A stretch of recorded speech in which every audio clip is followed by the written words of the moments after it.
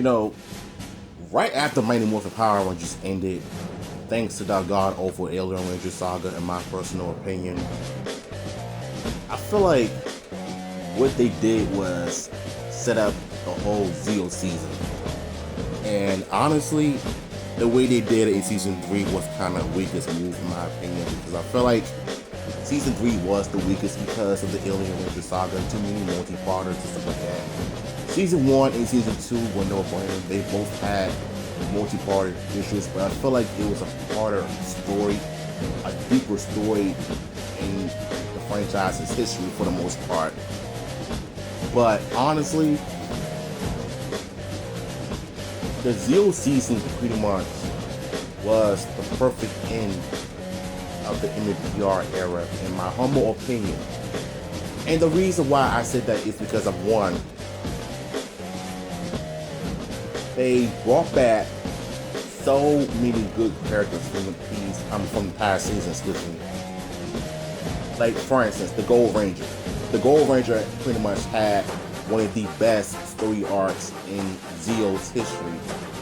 The mystery of the Gold Ranger was pretty much very entertaining, because I feel like Trey Trefoya, he was kind of interesting, but when Jason came back as the Gold Ranger, you just knew it was a wrap from the start, because a lot of us grew up with the original Red Ranger, right?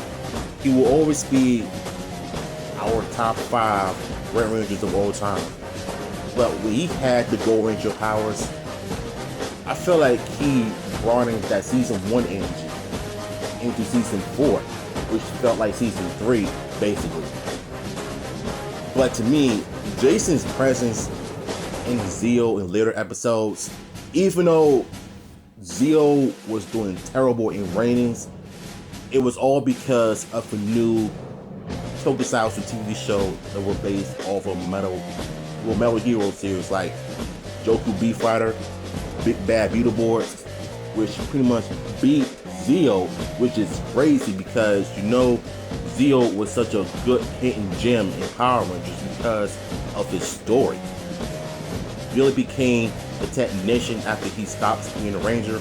Well, he wasn't really a ranger anymore in the Alien Ranger saga. Once they turned the kids, he turned back to normal. Goldar destroyed the power coins, so he couldn't morph into a Power Ranger anymore, which means that he wasn't a ranger anymore. But in Zeo, he pretty much stayed inside the power chamber. Well, I still call it the command center in my opinion. To help out the Rangers with the new Zords, the weapons and stuff like that.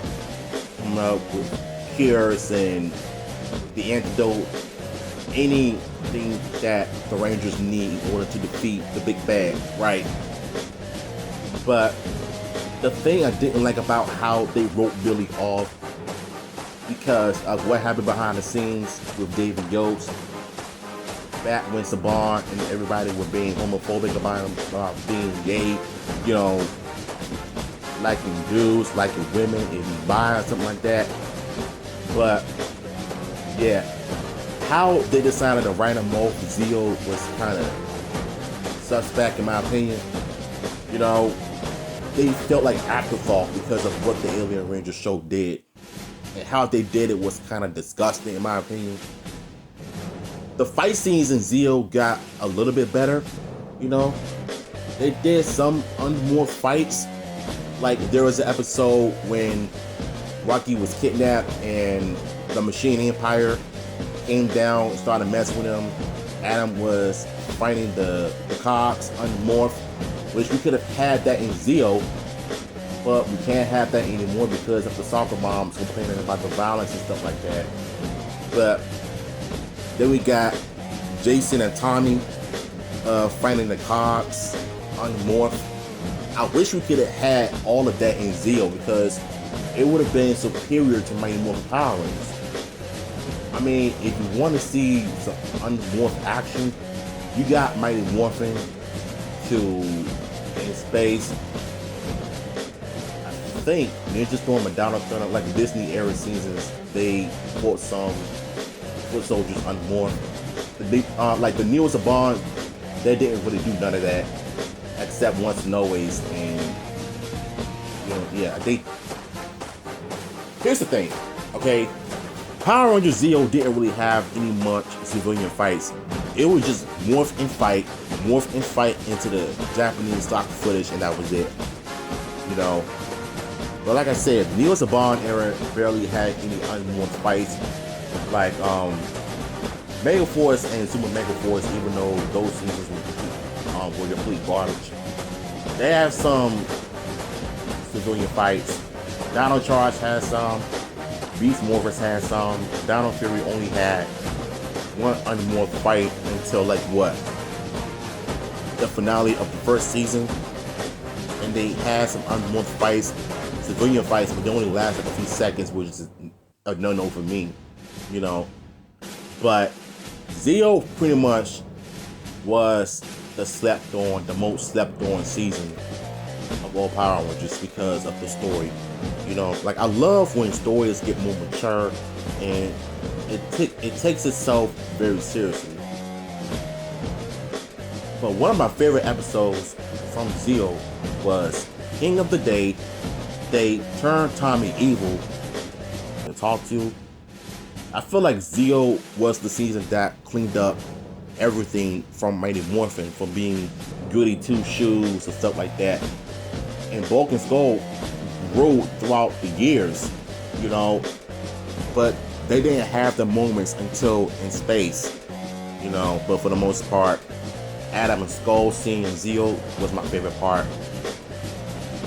But there were some bad multi-parters and some bad episodes in Zeo, like There's No Business, like No Business.